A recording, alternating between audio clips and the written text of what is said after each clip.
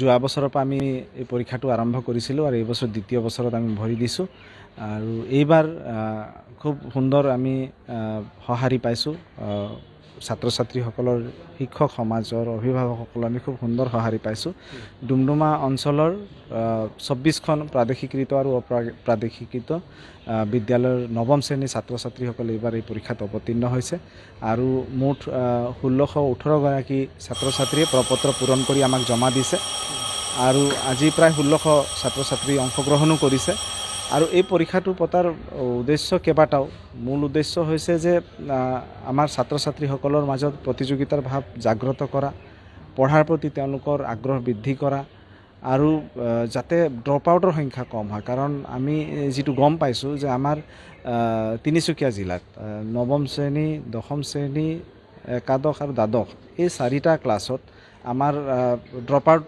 আউটৰ সংখ্যা যথেষ্ট বেছি সেইকাৰণে যাতে ছাত্ৰ ছাত্ৰীসকল নৱম শ্ৰেণীতে যদি এনেধৰণৰ কম্পিটিশ্যনৰ পৰীক্ষাত যদি অৱতীৰ্ণ হয় তেওঁলোকে যদি তেওঁলোকৰ মনত যদি পঢ়াৰ প্ৰতি আকৰ্ষণ বৃদ্ধি পায় কম্পিটিশ্যনৰ মনোভাৱ যদি জাগ্ৰত হয় তেন্তে নিশ্চয় ড্ৰপ আউটৰ ক্ষেত্ৰতো সহায়ক হ'ব আৰু ভৱিষ্যতে তেওঁলোকে যিবিলাক বোৰ্ড এক্সাম দিব ক্লাছ 10ত তেওঁলোকৰ বোৰ্ড এক্সাম হ'ব 12ত বোৰ্ড এক্সাম হ'ব এই বোৰ্ড এক্সামবিলাকত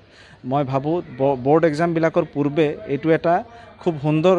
মানে এক্সাম যিটো এক্সামে তেওঁলোকৰ মানে মনোবল যথেষ্ট বৃদ্ধি কৰিব আৰু পঢ়াৰ প্ৰতি তেওঁলোকৰ ধাউতিও যথেষ্ট বৃদ্ধি পাব যিটোৱে তেওঁলোকৰ ভৱিষ্যতৰ পৰীক্ষাবিলাকত যথেষ্ট সহায়ক হ'ব সেই উদ্দেশ্য আগত ৰাখি এই পৰীক্ষাটো অনুষ্ঠিত কৰা হৈছে আৰু এই যোৱাবাৰ আমি 20গৰাকী ছাত্ৰ ছাত্ৰীক পুৰস্কৃত কৰিছিলোঁ এইবাৰ আমি 50গৰাকী ছাত্ৰ ছাত্ৰীক পুৰস্কৃত কৰিম আৰু যোৱাবাৰ যিসকলে এই পৰীক্ষাত অৱতীৰ্ণ হৈছিল পৰৱৰ্তী সময়ত তেওঁলোকে যি ক্লাছ 9ৰ যি ফাইনেল এক্সাম তেওঁলোকে আগৰ তুলনাত যথেষ্ট ভাল কৰিছে গতিকে মই ভাবোঁ যে এই পৰীক্ষাটো উত্তীৰ্ণ মানে টপ 20য়ে কেৱল নহয় মই ভাবোঁ যিসকলে ইয়াত অৱতীৰ্ণ মানে পৰীক্ষাত এপিয়াৰ কৰিব সকলোৰে মনত এটা কম্পিটিশ্যনৰ ভাৱ জাগ্ৰত হ'ব আৰু মই ভাবোঁ তেওঁলোকৰ মাজত তেওঁলোকৰ পৰৱৰ্তী ৰিজাল্টসমূহ ভাল হোৱাৰ ক্ষেত্ৰতো এই পৰীক্ষাটোৱে নিশ্চয় এটা উদগনি যোগাব বুলি মই ভাবোঁ এইবাৰ আপুনি প্ৰাইজ মানিটো বঢ়াইছে হয়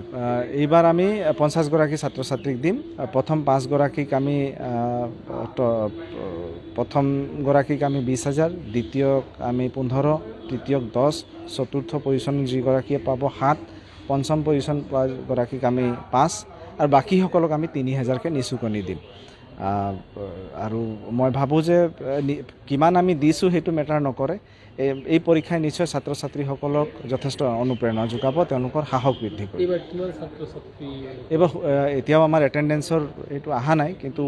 1618গৰাকী ছাত্ৰ ছাত্ৰীয়ে প্ৰপত্ৰ পূৰণ কৰিছিল এতিয়া আমি এটেণ্ডেঞ্চটো পালে গম পাম কিমান অৱতীৰ্ণ হৈছে মই ভাবোঁ 99%ে মানে পৰীক্ষাত অংশগ্ৰহণ কৰিছে আমি 1 বজাৰ ভিতৰত গম পাম এটেণ্ডেঞ্চটো অহাৰ লগে লগে